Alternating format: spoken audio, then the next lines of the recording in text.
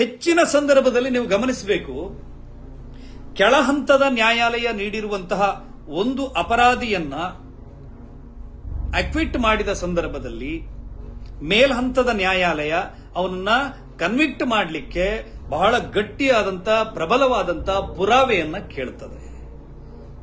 ಇದು ಟ್ರಯಲ್ ಕೂಡ ಅಲ್ಲ.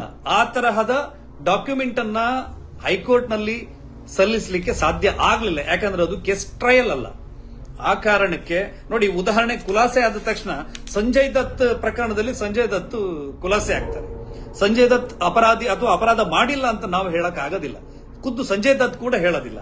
ಇದೇ ಗಿರೀಶ್ ಮಟ್ಟಣ್ಣನವರ ಬಾಂಬ್ ಪ್ರಕರಣದಲ್ಲಿ ಎಫ್ಐಆರ್ ಆಗಿದೆ ಮಟ್ಟಣ್ಣನವರ ಮೇಲೆ, ಆ ಮನುಷ್ಯ ಖುಲಾಸೆ ಆಗಿದ್ದಾರೆ.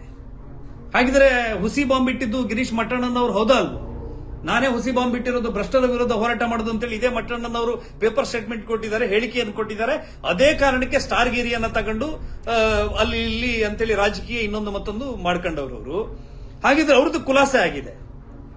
ಇದೇ ರೀತಿಯಲ್ಲಿ ಸಂತೋಷ್ ರಾವ್ದು ಕೂಡ ಖುಲಾಸೆ ಆಗಿರುವಂತದ್ದು